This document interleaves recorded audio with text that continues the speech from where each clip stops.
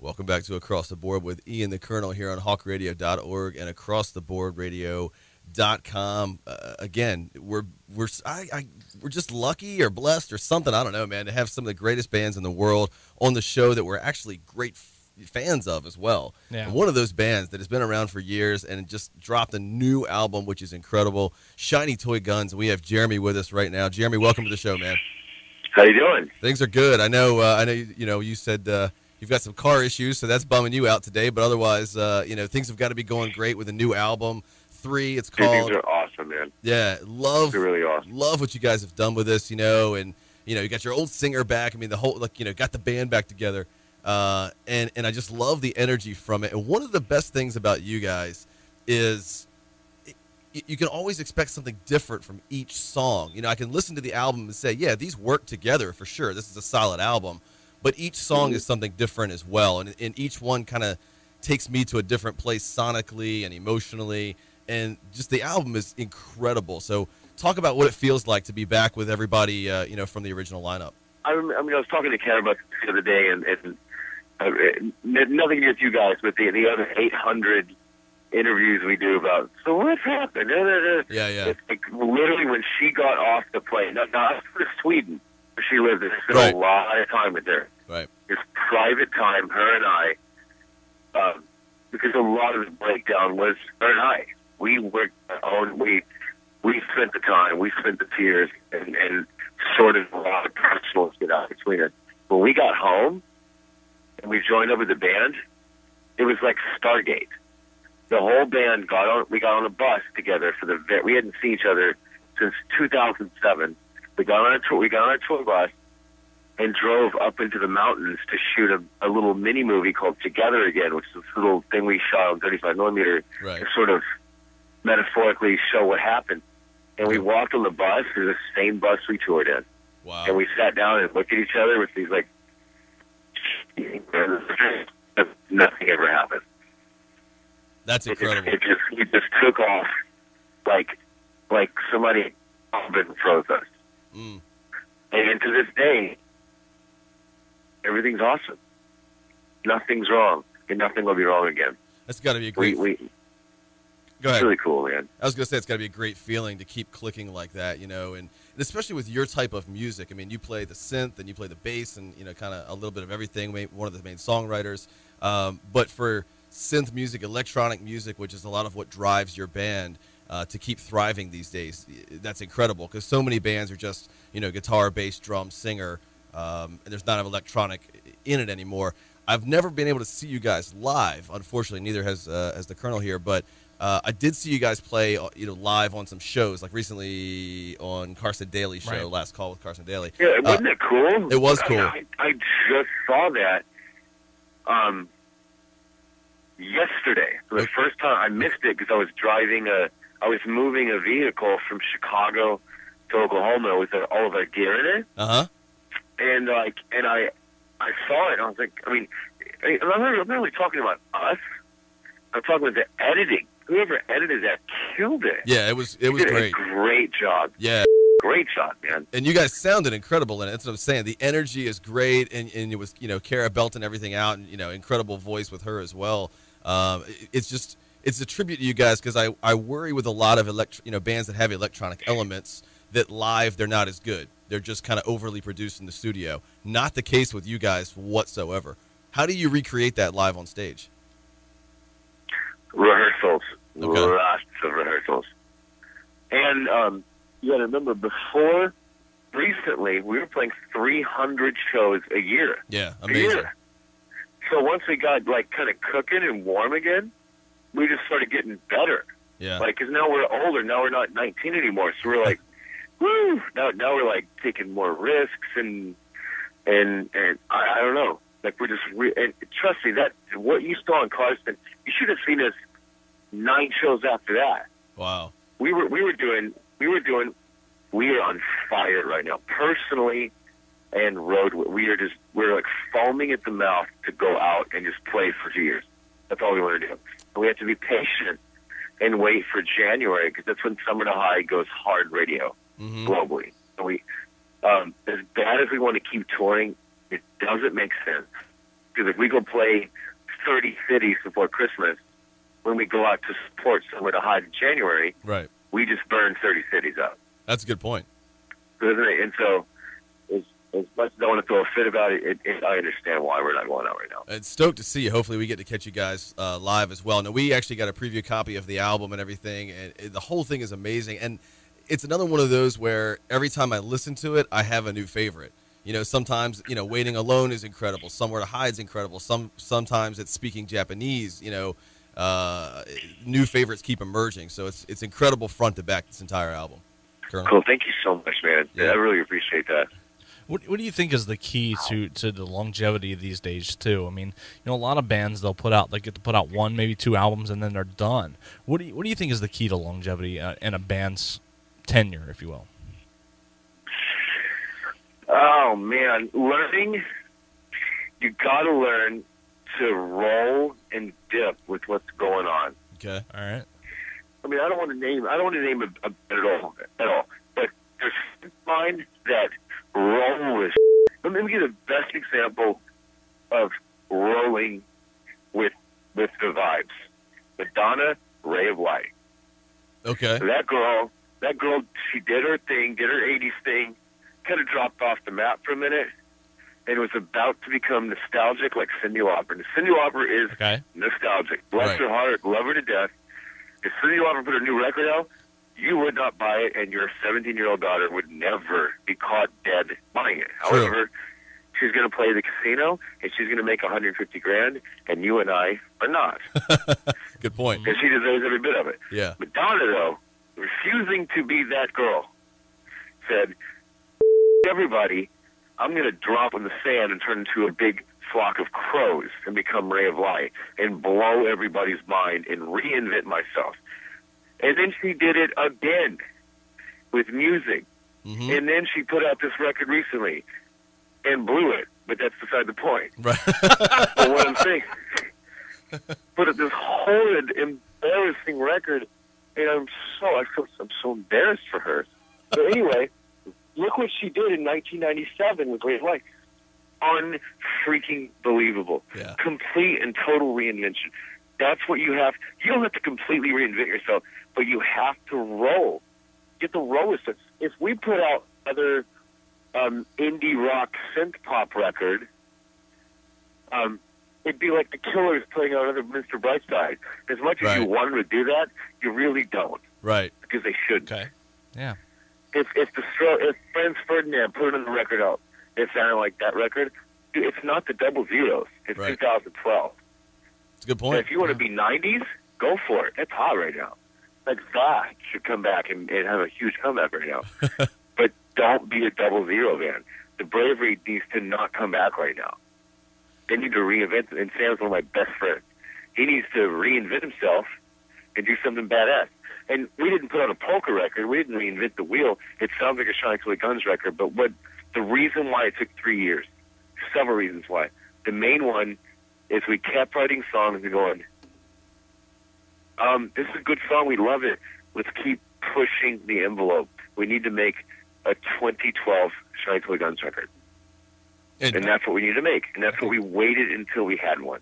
In our opinion, that's what we did. And again, we're talking about 3, which is just an incredible album. And like, again, front to back, the album is amazing. And, you know, your first album was great. Second album was great. And it keeps, you know, like you said, you know, Madonna did a couple good albums, a bad one. So far, you guys are just steady in the mix. Everything has been amazing. What did you listen to, you know, kind of growing up that made you veer off? A lot of bands these days, it's just metal and, you know, hard rock and that kind of thing that's popular. You guys are bringing a fresh sound in, though. But what was, I mean, did you listen to a lot of progressive coming up, like Depeche Mode, Information Society? A little bit, yeah. You know, Information Society. I listened to more Information Society than I did Depeche because I didn't know any better. And do you remember Cause and Effect? Mm-hmm. Cause and Effect, Electronic, Yeah. Lightning Seeds. Remember them? Yeah. Yeah. We're bringing it back now. Okay. Yeah. Hey, let's go. Remember, I don't know if you guys know this, but remember the Dylans? I don't know the Dylans. Vaguely. Google that. The song was Planet Love. One-hit wonder. It came around like right when like Ride and Curve were killing it. Okay.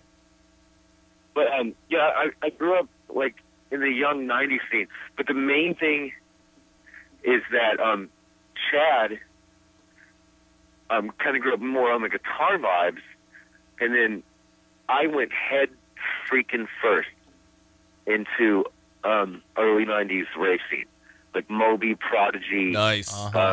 Radioactive Goldfish, Right. Army of Lovers. Damn, this man knows his music. Like I was sort of this hybrid goth raver kid. Okay. So like 15 years old, with like lasers glued to my head, and a green Tri-Hawk and huge docks. But I loved Lords of Acid, Yeah. Oh. and then I would also love To Unlimited. Okay. Like, I love the Twilight whole, like, Zone. the whole, like, Yeah. give me the Twilight Zone. Right. You're bringing out like AB. What about AB Logic? Do you remember that band? AB Logic, oh my God! Right. remember Quadrophonia? This Yes. is Quadrophonia. Like all this, Yes. like all the Infected with the Poison. Yep. Like Chaka Khan. Remember Yep. that? I do remember Oh, that yeah. totally, We don't man. need them anymore. No. Like all that stuff. I was obsessed. Yep. And then Chad and I, we started a group called Slider. Yep. And we got signed to Moonshine Records and Kinetic Records, and we put a bunch of vinyl out and toured everywhere. We did 2 #1 trance songs in Germany in 2000 and 2001. Okay. And then all of a sudden, Sasha and John Digweed destroyed the trance scene with this terrible music called progressive. Everything was like, dum, dum, dum, dum, dum, dum.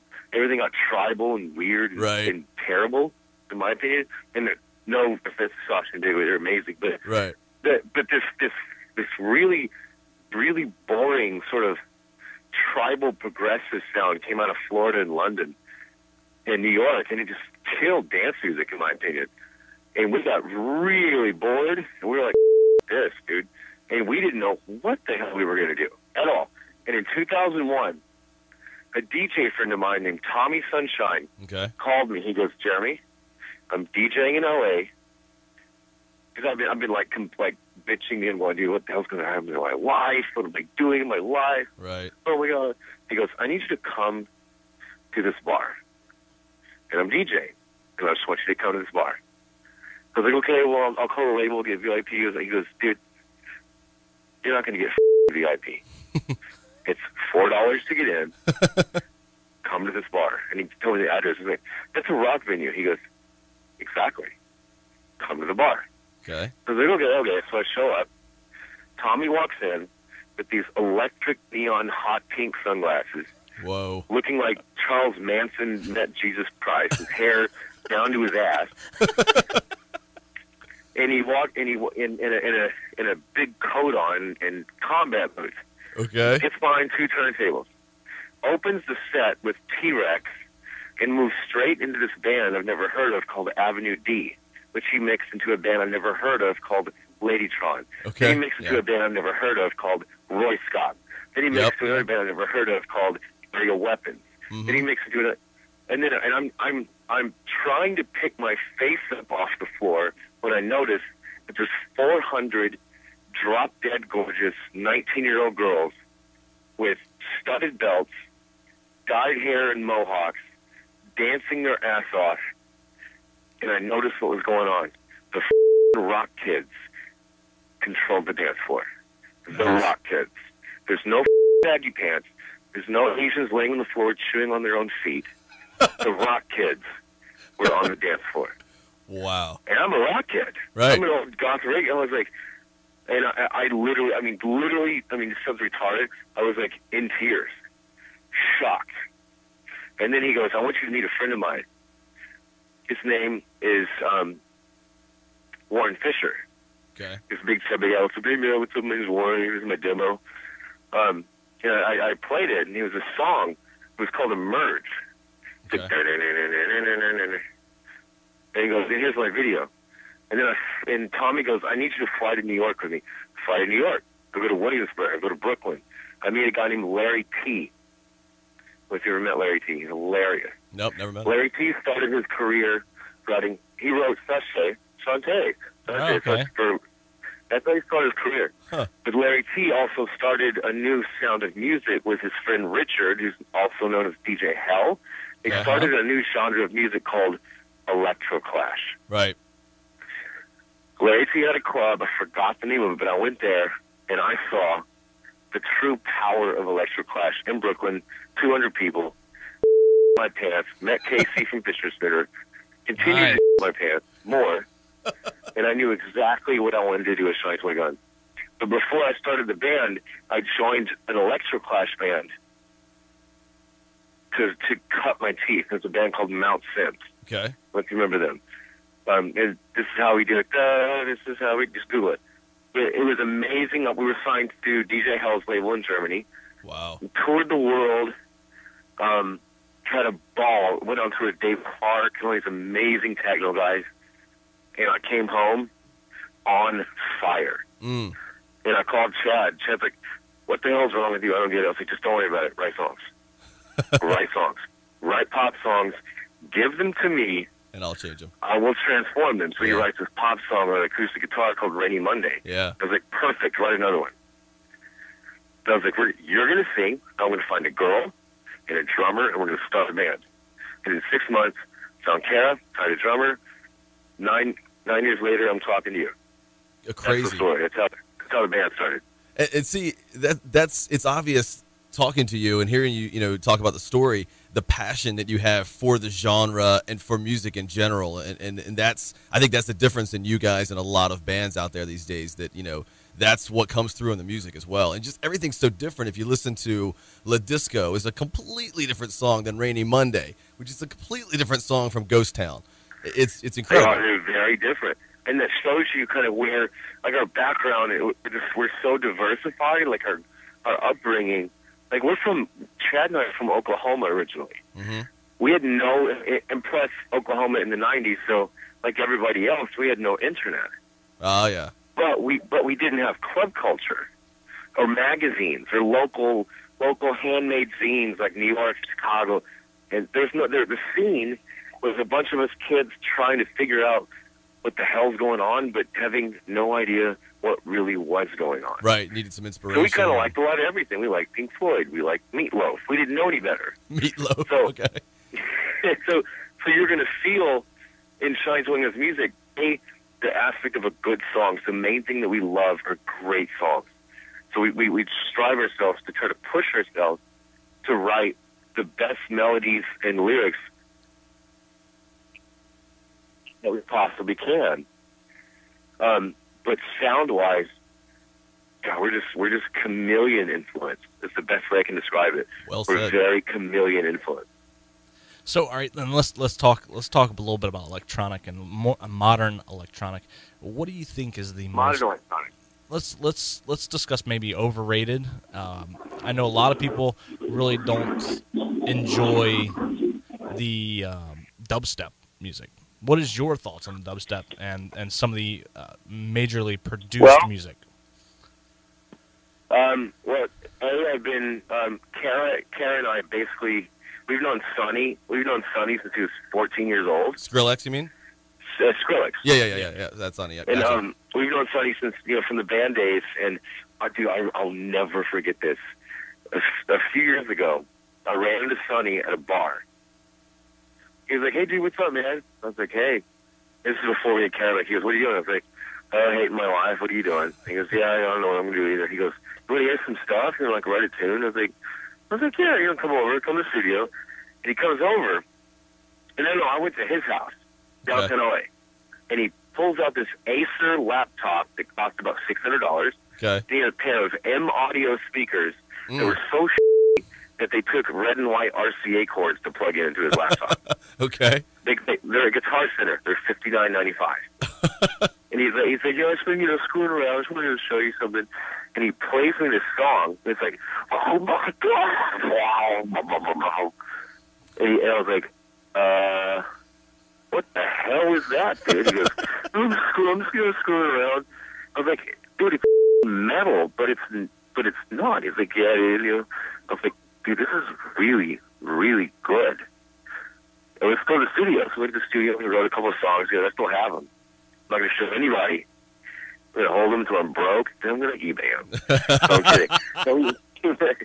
No, I'm kidding. And he played me some other stuff, and I was like, and I just looked at him, and I knew it. I was like, holy crap, this is going to freaking go. This is going to go hard. Yeah, it's blowing up. And then he went to go play some gigs. And we had a date set 14 days later to write on this song. He calls me 2 days before. Dude, let's go book in Montreal. I have to move it to the 13th. I was like, cool. Calls me on the 10th. Dude, I'm so sorry, dog. I have to go to Australia. Never heard from him again. Really? Until I ran into him on the road. And he's like, dude. I was like, hey, don't say a word. It's all good. Miss number one in the world, dude. Right. Don't worry about it. You don't need to write anything with me. You're all good, dude. Man. I mean, like, right in front of my face. He played me Monsters and Spikes. 6 months later, dude ties himself to a rocket ship and is gone. No doubt. Gone. Yeah. Happened that night. It's an unbelievable story, man. Yeah, he's insane right now for sure. Now you Yeah. know We love. Personally, my fave right now is Knife Party. yes, The electronic scene. Knife Party, the Bonfire. I love that song. Yeah, that's the Pendulum guy, Rob. He's nuts. He's out of his mind. Okay.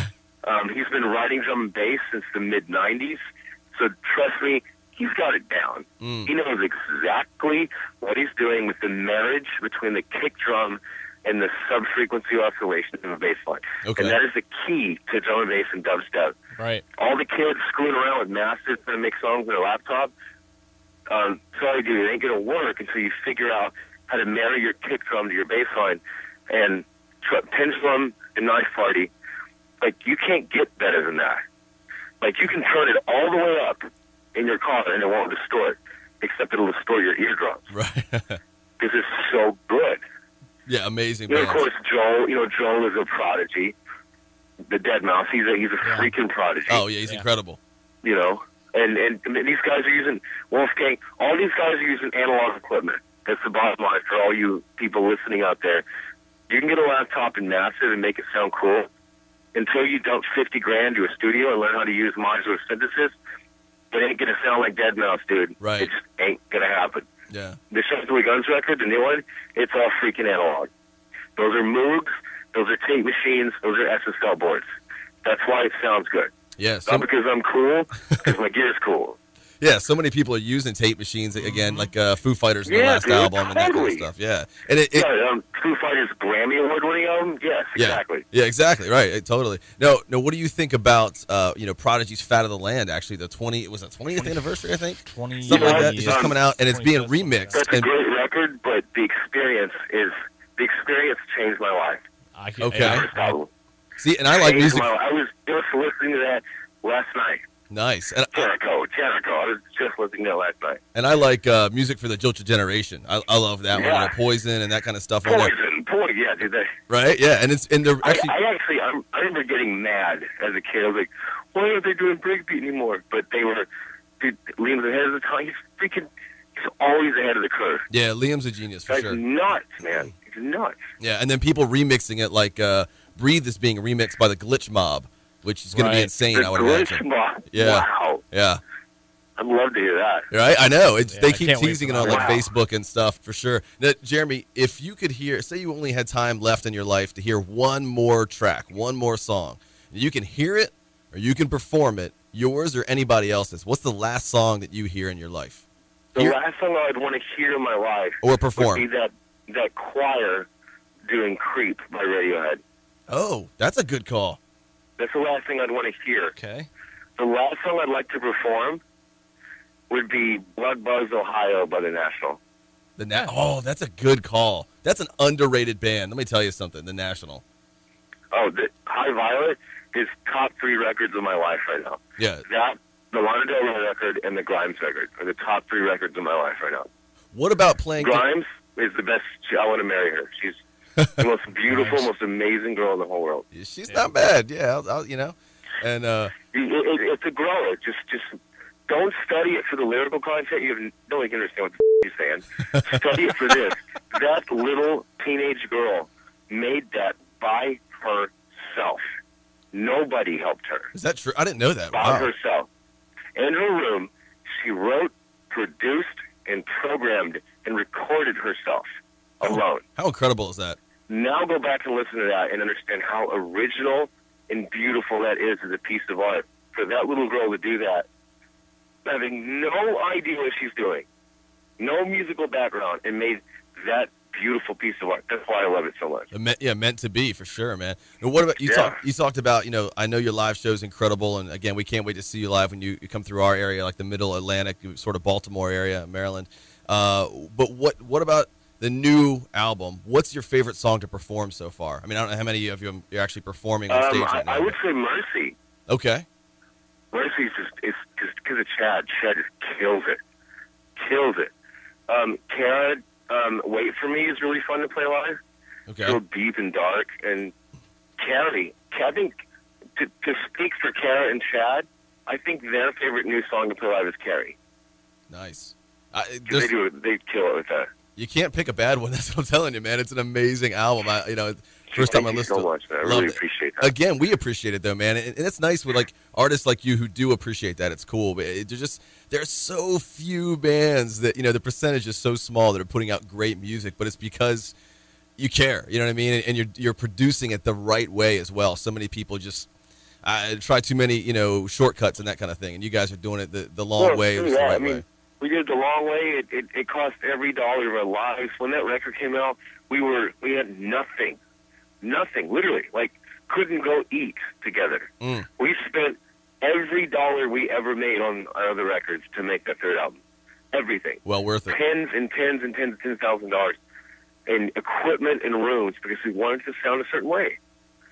And we just threw our freaking wieners and necks on the block to make that record happen because it's like we had to do it. It had to be. A lot of people refer to it as a comeback record, which is sad, but that's kind of what happened. We went through a lineup change. It sucked. We needed to come back and step up to the game, and so we just threw every card on the table and went for it. See, that's amazing. Before the album, you couldn't even buy food. Now you're out car shopping, literally today, car shopping. So that's for a piece of junk that's going to cost me my life, but whatever. You got to do what you got to do. How do you continue to progress as a bassist and a keys player? I mean, I'm just learning to play the bass right now, and incredibly different. It's so deceptive. Dude, with bass, the main thing is learn your scales. Okay. And play the boring crap, because when you do that, when you learn a bass line to a song, it's easy. Right. Like I had to learn, like Mercy's the same bass line the whole song, but it's not hard. I mean, it's not easy.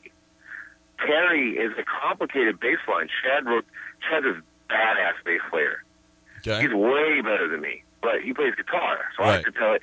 He'll write the live bass lines and record them. Then I have to freaking learn them, and they're hard. Oh wow. But they're easier for me if I practice and if I do my scales, which I need to do more of. But if you're a bass player, if you go if you do that all day long, you can play badass bass, simple bass lines, and they sound great. Then a bass line will drive a band. Look at The Cure. The Cure would be nothing without those bass lines. Nothing. Fascination Street. That's what I was going to say. Exactly. That's what I was going to say. Yeah, that's actually one of the songs I'm trying to learn right now is Fascination Street. Love them, and have seen The Cure live. Amazing live. And they've gone through every lineup change in the world, but the songs still hold up. Simon Gallup has been the bass player with Robert since 1980. However, Robert Smith is the one who writes the bass line. Right. So he's the brainchild behind those hooky, like, love song. Like, it's all about the bass guitar in that band. And that's important to know that the bass is that big of a deal. It's just one note, but it's the note that drives the song. Right, and they can have, a 2-minute intro of just bass with a little bit of keys or something in the background, chimes and that kind of stuff. And you don't care or notice. You're just happy to be there. Right, you're like, oh, this is incredible, man. Well, again, Jeremy, 3 is the album that's out right now. Can't wait to see you guys live. They're everywhere. They're on Facebook and, everywhere on the internet. Go check them out. Definitely go see these guys. And the website is shinytoyguns.com. Again, shinytoyguns.com. From the bottom of our hearts, love the new album.